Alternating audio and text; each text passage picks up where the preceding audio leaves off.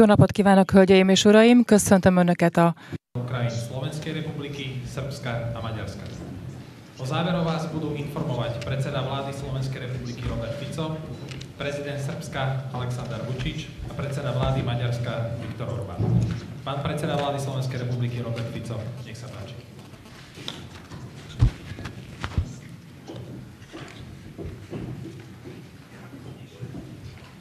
Vážený pán prezident, milý priateľ Aleksandar, vážený pán premiér, milý priateľ Viktor, dovoľte mi, aby som veľmi stručne charakterizoval naše stretnutie ako výnimočné stretnutie priateľov, ktorí si v konštruktívnej atmosfére vymenili názory na mnohé témy. Pochopiteľne dominovala téma nelegálnej migrácie, ale bola by obrovská škoda, keby predstavitelia troch krajín, ktoré si navzájom veľmi dobre rozumejú, nevyužili príležitosť a nepohovorili aj o veciach, ktoré možno priamo s nelegálnou migráciou nesúvisia. Začnem konštatovaním, že celé toto stretnutie, pokiaľ ide o nelegálnu migráciu, by sa dalo dostať do jednej jedinej vety. Mali sme pravdu. Mali sme pravdu, keď sme na začiatku veľkej migračnej krízy pred niekoľkými rokmi veľmi jasne hovorili, že základom boja proti nelegálnej migrácii je ochrana vonkajších hraníc Európskej únie. Mali sme pravdu, že Európska únia nepotrebuje redistribúciu nelegálnych migrantov, ktorí sa dostanú na územie Európskej únie, už tam zostávajú. Že Európska únia nepotrebuje žiadne povinné kvóty, ale že Európska únia potrebuje prijímať opatrenia vo spolupráci s krajinami, ktoré chcú spolupracovať, ktoré budú chrániť vonkajšie hranice. Vážený pán prezident, chcem poďakovať v mene Slovenskej republiky, pretože môžem to urobiť len za krajinu, ktorej som premiérom, za to, čo tvoja krajina urobila v migračnej kríze. Za všetky kroky a opatrenia, ktoré výrazne pomohli Európskej únii zvládať migračné toky. Pretože to, čo Srbsko robí, to, čo Srbsko robilo, nebolo iba na prospech Srbska, ale boli to kroky, ktoré chránili tak Maďarsko, tak Slovensko a chránili celú Európsku úniu. A nielen Slovensko, ale celá Európska únia by ti mala byť povďačná za entuziazmus a energiu, ktorú si dal do boja s nelegálnou migráciou. A my sa veľmi tešíme na ďalšiu spoluprácu.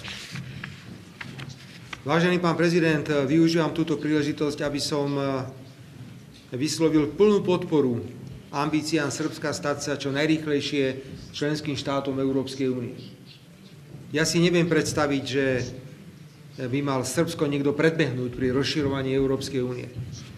A urobíme všetko preto, aby sa táto legitímna ambícia tvojej krajiny aj čo najrýchlejšie naplnila.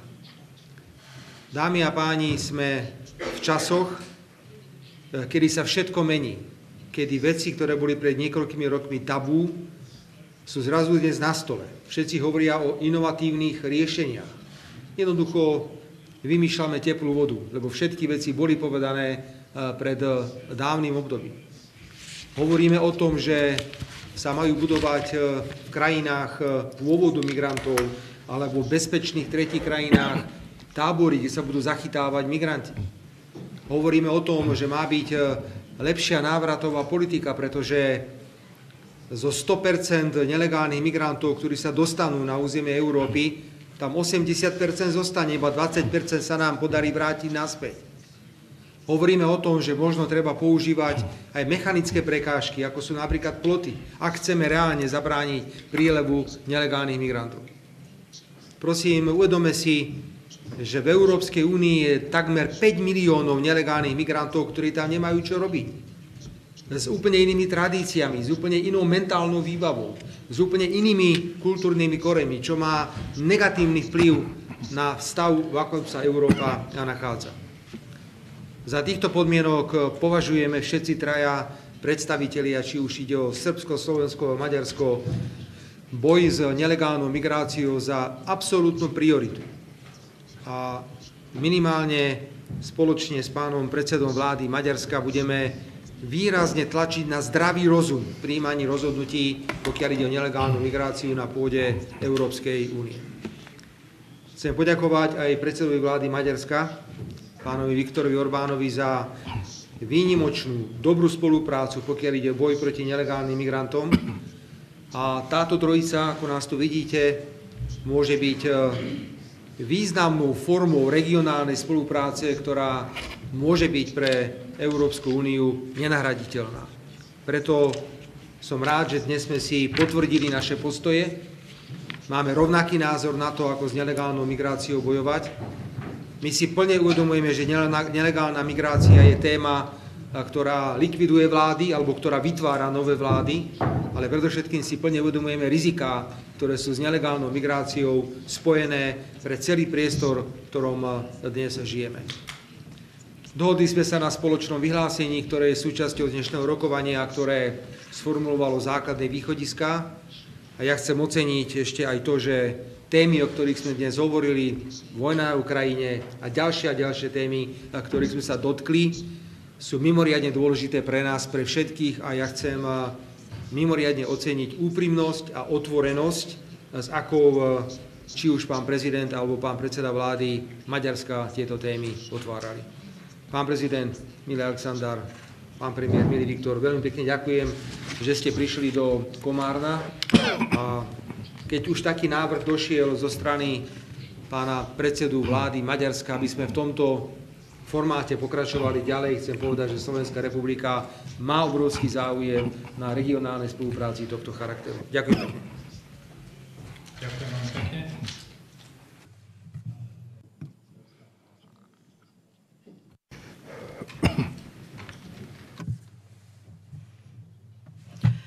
Vážený Robert, vážený Viktor,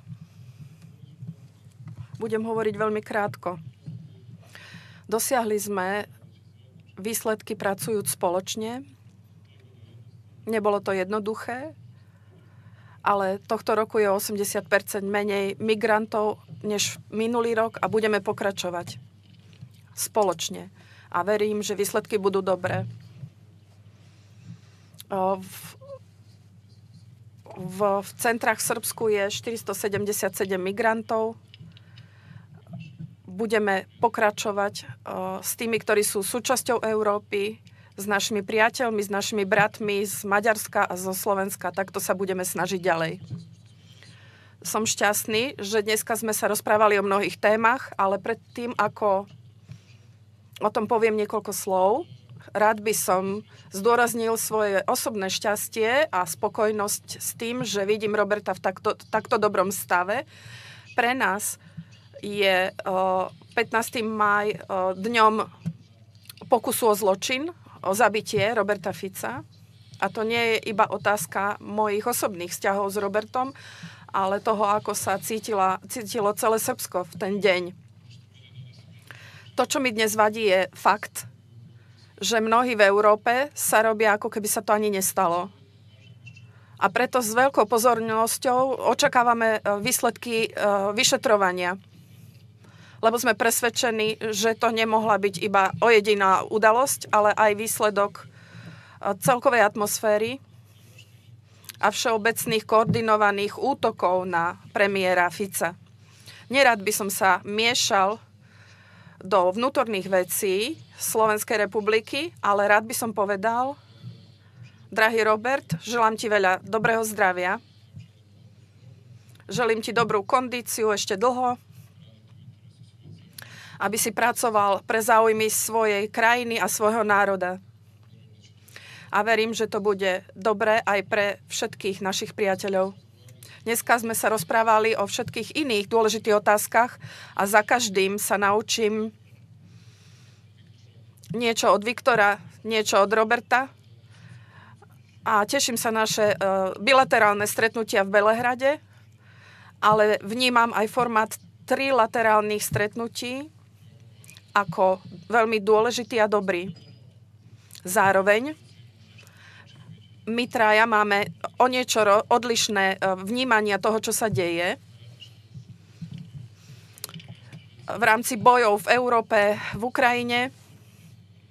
Mali sme príležitosť o tom hovoriť a hovorili sme o slove mier, ktoré dnes ani nie je také populárne v Európe. Dnes sa snažia všetci zvíťaziť jedni nad druhými a nie o tom, že mier je pre nás najdôležitejší. Povedal som nejaké odkazy v mene našich obyvateľov. Ďakujeme za podporu na európskej ceste od našich slovenských aj maďarských priateľov a v budúcnosti, ak budeme mať túto podporu, budeme ďakovať svojim priateľom. Ak ju nedostaneme, predsa len ďakujeme, pretože Srbsko dobre napredovalo aj v predchádzajúcom období a to by sa nám nebolo podarilo vďaka podpore, bez podpory našich priateľov. Takže ešte raz ďakujem.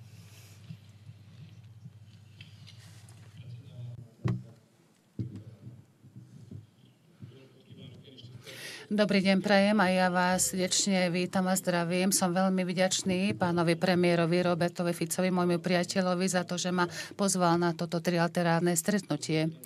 Som veľmi rád, že nielen prežil, čo sa stalo, ale že je aj v mimoriadne dobrej forme. Nemám pochybnosti, že nás všetkých prežije. A tomu želám.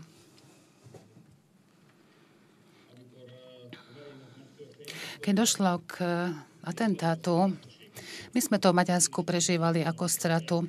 Ja sám som bol prekvapený, keď som bol konfrontovaný s vlastnými pocitmi, že strieľa sa na premiéra Slovenska. To je obrovská strata aj pre Maďarsko. V Maďarsku bola istá atmosféra, v rámci ktorej zaznelo, že to nie je strata iba pre Slovensko, ale to je aj pre nás strata. Musím povedať, že nikdy som nevidel také priateľské prejavy voči Slovensku, ako vtedy v súvislosti s jeho teraz atentátom spáchaným proti nemu. Čo vynikajúco zobrazuje, že práca, milý Robert, ktorú si uskutočnil za uplynulé roky, nebola zbytočná a márna. Naše národy sú oveľa bližšie k sebe v súčasnosti, než boli za uplynulých 100 rokov kedykoľvek. Takže ďakujem pekne a sme veľmi vďační za tvoju prácu, ktorú si urobil aj v rámci budovania nášho spoločného priateľstva. Spočítal som, že my dvaja spolu sme už na čele svojich krajín 40 rokov spolu. 40 rokov. Nie je to len ako začiatok. To znamená zároveň aj 40 rokov skúseností a skúsenosti zaväzujú. A zaväzujú nás k tomu, aby sme uvideli aj také súvislosti, ktoré možno si nevšimnú ľudia, ktorí sú menej skúsení, ako sme my. A aj naše dnešné rozhovory ma presvedčili o tom, že všetky tieto skúsenosti nás všetkých troch zaväzujú, aby sme prevzali zodpovednosť a cítili zodpovednosť za náš región. Samozrejme, každý z nás za svoju krajinu je v prvom rade zodpovedný, ale sme spolu zodpovední aj za regionálnu spoluprácu. A dnes sme sa snažili zadosť učiniť tejto zodpovednosti v oblasti migrácie. Súhlasím s tým, čo povedal pán premiér Fico. A to konkrétne, že stalo sa presne to, čo sme povedali. Nepotrebovali sme k tomu byť držitelia Nobelovej ceny ani atomovými fyzikmi, aby človek videl, že toto sa presne stane. Už v roku 2015 to bolo viditeľné. Keď bez kontroly, bez povolenia ľudia z cudzích kultúr v miliónoch púšťame na kontinent, tak z toho budú problémy. Takže môžeme si byť istí, že ani mňa, ani pána Roberta Fica v rámci Európskej únie neťaží žiadna zodpovednosť za to, čo sa deje, pretože my sme vopred povedali, že ak nebudete nasledovať náš príklad, ak nebudete bojovať proti ilegálnej migrácii, tak sa ocitnete v problémoch. Nepočúvali nás, takže teraz musia čeliť faktom.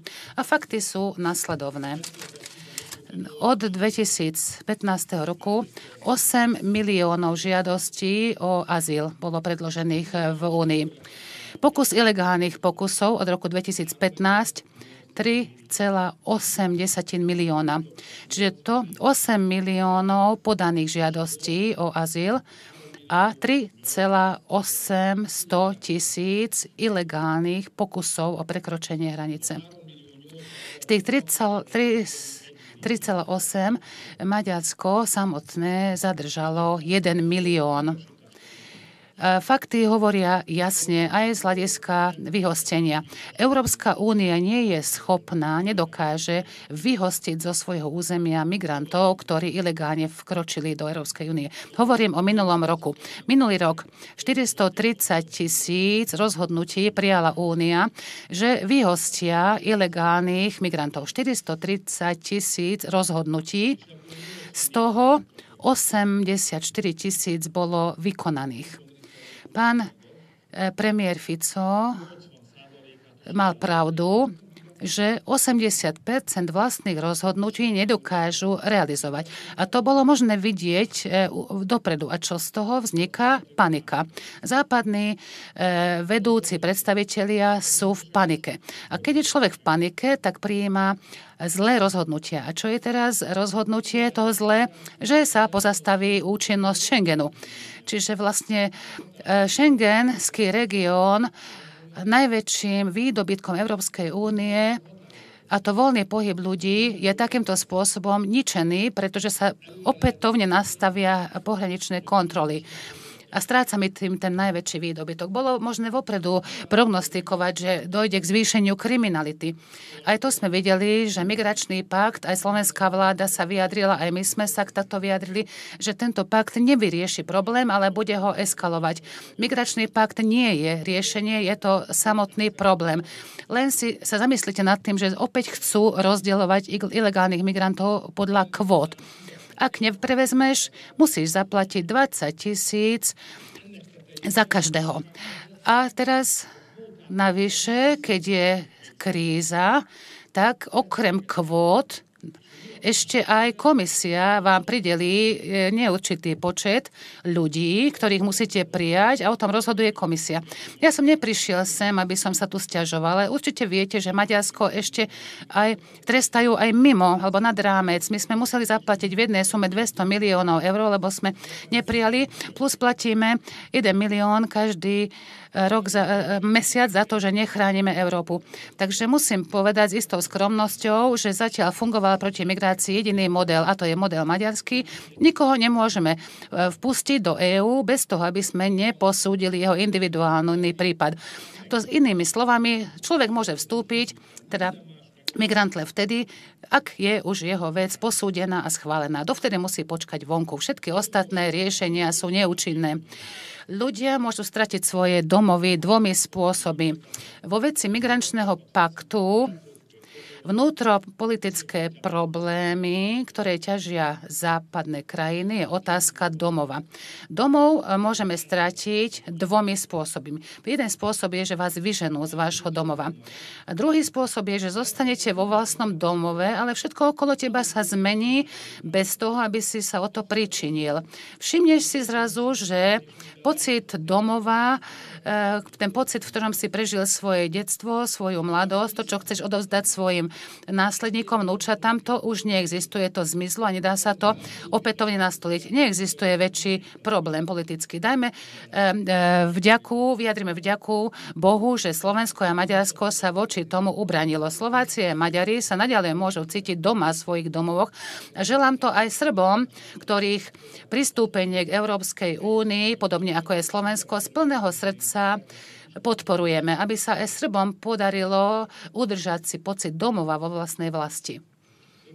Som rád, že sa aj v budúcnosti pre nás otvárajú príležitosti pokračovať spoluprácu. Maďarsko je na to pripravené.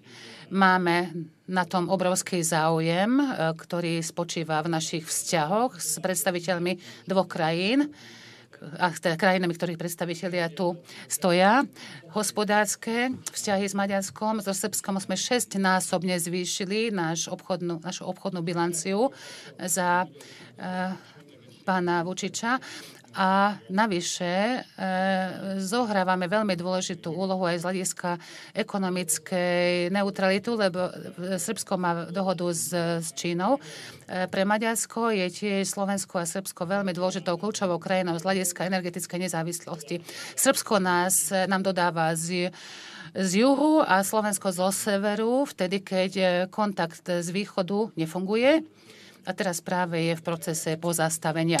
Takže ďakujeme Srbom aj Slovákom za to, že pomáhajú zachovať energetickú nezávislosť Maďarska. A ďakujeme aj za to, že som sa mohol zúčastniť stretnutia, kde slovo mier nebolo ponímané negatívne. Že som dnes mohol byť v takom kruhu ľudí, kde snaha o mier bola vyslovená ako najdôležitejšie kritérium osobami, ktorí sú v najvyšších vrcholových špičkových pozíciách jednotlivých krajín. Ďakujem, pán premiér Fico, že som tu mohol byť. Poprosím naše otázky. Slovenská televízia. Dobrý deň. Slovenská televízia. Pána Orbána a pána Fica. Hovorí sa teraz veľa o tých vonkajších hotspotoch. Už aj Európska komisia sama povedala, že v podstate s tým asi problém úplný mať nebude. Ako ale zabezpečiť, aby tie vonkajšie hotspoty povedzme spĺňali všetky podmienky, respektíve neboli problematické, tak ako sme to teraz videli napríklad pri bilaterálnej zmluve medzi Talianskom a Albánskom. A ešte možno takú podotázku pre všetkých troch. Hovoríte o skúsenostiach, spoločných témach, nečrtá sa tu niečo podobné, ako je Vyšegradská štvorka, nejaký takýto formát v tejto trojici. Ďakujem. You can go, please.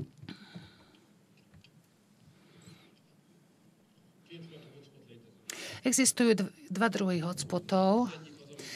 Jeden je taký, ktorý sa v súčasnosti snažia zriadiť alebo vytvárať. Máme migranta, odniekadia sa vydá, príde k tebe a ty ho vezmeš do tretej krajiny. A potom existuje ten druhý typ hotspotu a to je tá posledná bezpečnostná krajina, odkiaľ migranti výjdu. Čiže neprevážame ich do tretej krajiny, ale budeme zriaďovať hotspoty tam, odkiaľ chcú migranti vyraziť. Najmä tomu na južnej strane Stredozemného mora pre Afričanov. Toto musí zriaďovať, financovať a prevádzkovať Európska únia. Tam by sa mali zdržiavať ľudia, ktorí sa chcú dostať do Európskej únie. Tam by mali predkladať svoje žiadosti, ktoré sa budú posudzovať v rámci únie. Tento druhý typ hotspotu považujem za možné riešenie v širokom rozsahu, v masovom rozsahu. Delegovanie do tretích krajín môže byť iba čiastočné riešenie alebo dočasné a mimoriadne limitované, čo sa týka počtu. Som presvedčený o tom, že musíme postupovať v súlade s princípom, že na Európsku úniu, do Európskej únie môžu vstúpiť len osoby, ktorých žiadosť už bola posúdená a schválená. Pretože ak sa dostane, tak už ako čísla poukazujú, už ho nikdy v živote nebudeme vedieť vrátiť domov, už tam zostane. Čo sa týka formy spolupráce, ja som sa za veľa rokov naučil, odkedy spolupracujem s mojimi priateľmi, že nemusíme byť vopred premúdrelí, nemusíme vopred vymýšľať rôzne formáty, pretože život nás donúti k spolupráci. Vidíme to každý deň. Každodenné problémy umožnia vytvorenie formy spolupráce. Je niekoľko tém, v rámci ktorých by sme má význam pokračovať v spolupráci. Ešte budú vznikať ďalšie témy, pretože praktický život bude prinášať ďalšie témy a nie vopred prijaté nejaké politické rozhodnutie. Ja som zástancom tohto prístupu. Ja som vďačný Robertovi, pánovi premiérovi, za to, že ma sem pozval a takto otvoril vlastne možnosť pokračovať v tejto spolupráci. Stručne dodám, téma hotspotov veľmi úzko súvisí s témou že je potrebné robiť všetko preto, aby migrant zostal buď vo vlastnej krajine, nemal dôvod odchádzať, alebo aby bol pred vstupom do šengenského priestoru, teda do Európskej únie, zadržaný a aby všetky administratívne postupy boli urobené mimo územia Európskej únie. To je téma, ktorú sme my otvárali už v roku 2016-2017, ale nikto nepočúval. To je zaujímavé, že keď potrebujeme peniaze na vojnu na Ukrajine, tak sa nájdú vždy miliardy. Nie, že miliardy, nájdú sa desiatky miliard. Na zabíjanie, na to, aby niekto za každú cenu dostal Ruskú federáciu na kolená, na to sa peniaze vždy jednoducho nájdú.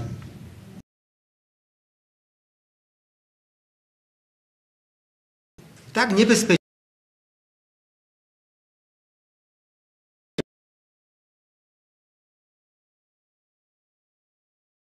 Prečo pri zastavovania migrantov ešte pred hranicami bola úspešná? Všetci sme hovorili, že v Líbii napríklad treba postaviť školy, nejakú nemocnicu, nejakú infraštruktúru, aby nemali dôvod ľudia odchádzať z Líbie cez Stredozemné more do Európy. Na to treba ale peniaze. Každý hovorí, že model, ktorý teraz predstavila talianska premiérka v spolupráci s Albánskom, je dobrý model, v poriadku, ale to stojí veľa peňazí. Preto aj to bola téma dnešného rozhovoru pri plánovaní nového rozpočtu po roku 2027. My musíme trvať na tom, že súčasťou európskeho rozpočtu musí byť podstatná časť peňazí venovaná boju proti nelegálnej migrácii, pretože tá nás vážne ohrozuje. K druhej téme, pán redaktor, opakovane sa objavujú pokusy zlikvidovať V4 a Vyšehradskú spoluprácu. Preto, lebo v časoch, kedy Vyšehradská spolupráca bola najúspešnejšia, tak predstavovala akúsi konkurenciu tomu povinnému názoru, ktorý dnes v Európskej únii prevláda. My sme sa stretli pred zasadnutím Európskej rady, predstavitelia 4 krajín, ktorí reprezentujú okolo 65 miliónov obyvateľov. A ak sme povedali, že máme na niektorú vec iný názor, už aj klopala Merkelová na dvere, alebo už klopal Sarkozy na dvere, poďme rokovať, lebo vidíme, že máte iné názory a bez vášho podporného stanoviska také alebo onaké rozhodnutie nemôže prejsť. Áno, sú tu pokusy zlikvidovať V4. Ja odmietam, aby sme skončili v tomto formáte, pretože tento formát nadobúda na obrovskom význame. A ja budem strašne rád, vážený pán prezident, a verím, že to bude skoro, bude Srbsko členským štátom Európskej únie, že sa Srbsko stane súčasťou tejto regionálnej politickej spolupráce, pretože krajiny nášho typu sa musia chrániť. Lebo nie všetko, čo sa bliští, je zlato. Aj Európska únia má svoju temnú stránku. Temnú stránku v podobe dvojakého metra. Temnú stránku v tvrdom presadzovaní vlastných názorov a záujmov pred záujmami iných krajín. A práve tam regionálna spolupráca tohto typu má obrovský význam. Čiže V4 áno, treba v nej pokračovať dnes ešte o to viac, lebo tých tém, kde sa vieme spájať, je veľmi, veľmi veľa. A pokiaľ ide o nové formy spolupráce, ja sa im nebránim, verím, že aj dnes sme založili nejakú tradíciu tohto trojstretnutia, ale predovšetkým som si veľmi želal, aby v prípade členstva v Európskej únii Srbsko sa stalo súčasťou takýchto štruktúr. Samo ću u jednoj rečenici. Ja poviem iba jednu vetu, súhlasím s tým, čo Viktor povedal. A ako to charakterizoval Robert, naše stretnutia pre nás v Srbsku je najdôležitejšia podstata, to, že sme priatelia. S Maďarskom to nebolo v histórii tak, ale vďaka Viktorovi a jeho výnimočnej iniciatíve sa zlepšili vzťahy a Srbsko a Maďarsko sú na tom lepšie ako kedykoľvek. So Slovákmi sme vždy mali bratské vzťahy a dneska sú možno aj zase najlepší v rámci histórie. Takže každý druh stretnutia a rozhovoru, iniciatívy, ktorá prichádza od našich priateľov, bude v Belehrade podporená, v Srbsku podporená. Ďakujem. Dobar dan, Tihana Bajić, Radiotelevízia Srbska. Dobrý deň, Radiotelevízia Srbska, Tihana Bajić. Keďže hovoríme celý čas o ochrane hraníc Európskej únie, keďže sú tieto krajiny na predveri Európskej únie, budete sa snažiť pomôcť pri ochrane hraníc. Pán prezident Vučić, chcete, aby sa Srbsko stalo niečím podobným ako Albánsko? No da nije bilo priča, ali i ne pada mi na pamet i ne bih pristao ni pod kojim uslovima da Srbija bude hotspot. Nema tog trika, nema te igre i nikad. Nenapadne mi to urobiť. Nikto to od nás nechce, nikto sa nás na to nepýtal.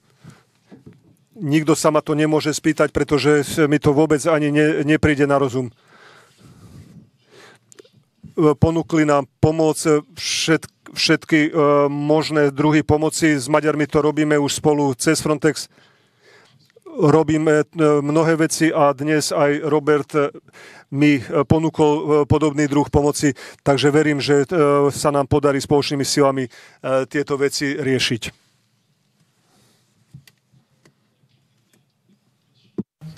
Hungary Television. Dobrý deň, praje Maďarská televízia. Pýtam sa pána premiéra Orbána, že kde sú v súčasnosti, v akom stave sú rokovania o migračnom pakte, aká je situácia s tou veľkou pokutou a kedy sa môžu vydať prvé skupiny migrantov z Maďarska do Bruselu. Na poslednú otázku nebudem odpovedať, nebudem reagovať. Dnes sme boli v takej príjemnej atmosfére spolu. Je všeobecne známe, že Maďari dôverujú nájazdom husárov, takže budeme mať husárov v autobusoch a vezmeme tých migrantov v súlade so zákonom, ktorý nám chcú prišiť z Bruselu, ale toto nie je fórum, aby sme o tom hovorili tu. Nechcem týmto zaťažovať našu trojstrannú spoluprácu, takže tieto detaily patria na iné fórum. Čo sa týka financií, žiadame Brusel, aby to rozhodnutie, kvôli ktorému nás teda pokutujú a trestajú za to, že ich chránime, aby prehodnotili.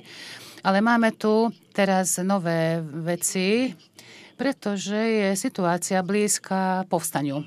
Povedzme si to otvorene, v Európskej únii je situácia veľmi blízka povstaniu. Niektorí už aj povstali, napríklad niektorí premiéri, ktorí oznámili, že pozastavia aplikáciu migračných predpisov. A potom ďalší tiež oznámil, že vlastne nebude dodržiavať predpisy, ktoré by mal dodržiavať v rámci Schengenu. A bude ich čoraz viac takýchto. A to vlastne rozbije nielen migračný pakt, ktorý by mal byť čo najskôr odložený, ale rozbije aj vlastne jednotu. Takže my vlastne sme dnes hovorili o takej veci, ktorá nielen, že spôsobuje problémy jednotlivým krajinám, ale preto, že zlé vedenie Európskej únie, ktoré nedokáže manažovať tento problém, vyvolá alebo spôsobí stav, keď členské štáty vypovedia aplikáciu migračného paktu. A to sa nestane organizovaným spôsobom, že sadneme si, dohodneme sa, stanovíme sa nové predpisy, ale jednoducho jednotlivé krajiny postupne poodstupujú od aplikácie týchto zásad napriek tomu, že vlastne oni podpísali dohovor o schengenskom priestore. A nedá sa proti tomu nič urobiť. Celé sa to rozpadne. Čiže najväčší problém, ktorý vlastne prognostikuje rozpad Európskej únie, je migrácia. Migrácia je sama o sebe zlá a ešte horšie je, že vlastne ona likviduje samotnú podstatu Európskej únie. Musíme to zmeniť. Ten migračný pakt musíme teda jednoducho odstrániť, eliminovať a ísť novou cestou. My a pán prezident a pán premiér Slovenska, my sme ochotní ísť inou cestou. Jedna vec je istá, že teraz platné predpisy a postupy musíme zabudnúť a musíme si sformulovať nové. Dve alebo tri slova povedať k tejto téme. Slovenská republika migračný pakt nepodporila. Tento pakt pozostáva z balíka dokumentov. Pri jednom sme boli proti, pri niektorých sme sa držali hlasovania, ale my sme koncept povinnej solidarity odmietli. A znovu pripomínam, migračný pakt nerieši podstatu nelegálnej migrácie ako takej. Rovnako chcem povedať, že narážajú na seba dva prúdy. Sú krajiny, ktoré migračný pakt nepodporili, a sú krajiny, ktoré hovoria, že migračný pakt, ktorý bohužiaľ platí, treba aplikovať rýchlejšie. Ešte rýchlejšie, ako sú stanovené termíny. A potom je ešte ďalšia skupina krajín, o ktorej hovoril pán predseda Maďarska, že hovoria o inovatívnych postupoch, ktoré však nemajú nič spoločné s platnou legislatívou, sú v príkrom rozpore s touto legislatívou. Čiže niekto je proti paktu, niekto ho chce rýchlejšie aplikovať a niekto chce robiť veci mimo paktu. To musíme vyriešiť pravdepodobne novým paktom. Asi musí prísť úplne nová podoba legislatívy, pokiaľ ide o migráciu, ktorá bude zohľadňovať to, čo doteraz jednoducho právne predpisy neumožňovali. Pozrite sa, teraz sa hovorí o návratovej politike, že musíte vrátiť toho človeka do krajiny, odkiaľ ten človek pochádza. Ale my si myslíme, že by to mohla byť aj iná krajina, tretia krajina, ktorá nie je krajinou pôvodu toho človeka, ale je dostatočne bezpečná, aby ten človek tam mohol ísť. A ďalšie veci. Ale predovšetkým by malo platiť, že každá krajina, suverénna krajina Európskej únie bez ohľadu na existenciu šengenského priestoru musí mať právo rozhodnúť o tom, kto vstúpi na jej územie, kto na jej územie nevstúpi. To je základná filozofia Európskej únie, to je základná filozofia suverénneho pohľadu na členstvo v Európskej únii, ktorú presadzujem ja ako predseda vlády Slovenskej republiky a pán Boh zaplať, že aj ďalší, alebo niektorí ďalší premiéri, predovšetkým pán predseda vlády Maďarska. Ďakujem pekne. Vážený pán prezident, vážený pán prezident. Hvala. Ďakujem. My friends, if you are, please, I'd like to invite you for 10 minutes, just for 10 minutes, even 1 hour. Okay, because I don't know your action line.